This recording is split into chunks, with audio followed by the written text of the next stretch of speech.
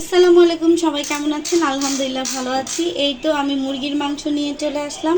আজকে হচ্ছে মুরগির মাংসটাকে আমি হাতে মেখে বসাবো।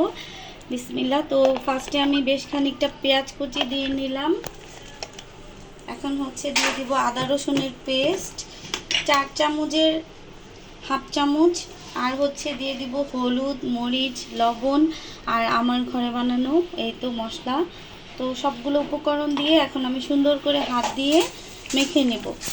তো এখন হচ্ছে দিয়ে দিচ্ছি তেল। এখানে আপনারা সরষের তেলও ব্যবহার করতে পারেন বা সয়াবিন তেলও। তো আমি সয়াবিন তেল দিয়ে করলাম।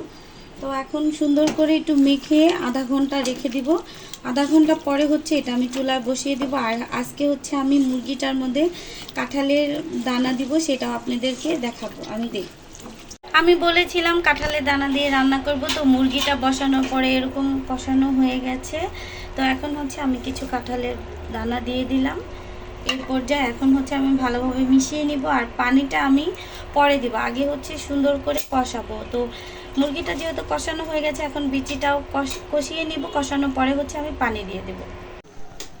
এই তো তরকারিটা সুন্দর করে হচ্ছে কষিয়ে নিচ্ছি কাঁঠালের দানা দেওয়ার পরেও।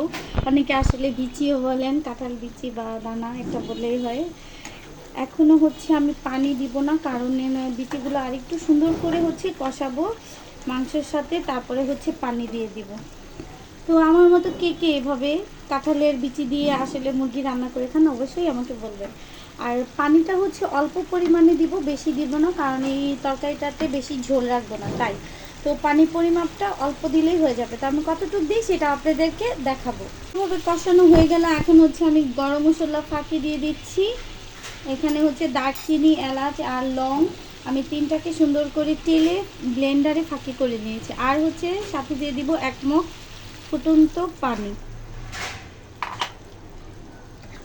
আমি আর পানি দিব না, এখন হচ্ছে সুন্দর করে মিশিয়ে নেব। মিশিয়ে নিয়ে এখন ঢেকে রান্না করব। আমি জিরা ফাঁকি দিয়ে দিব, কারণ তরকারিটা হয়ে গেছে। আমি এতটুকু ঝোল রাখবো, ঝোলটা আর শুকাবো না তাই। তো কার কাছে কেমন লাগলো আমার রান্নাটা অবশ্যই জানাবেন। আর সবাই আমার ভিডিওটা অবশ্যই দেখবেন, কারণ ভিডিওটা না দেখলে বুঝতে পারবেন না যে আমি কিভাবে রান্নাটা করলাম। তো সবাই ভালো থাকবেন। ভিডিওটা আজকের মতো এখানেই শেষ। আসসালামু আলাইকুম।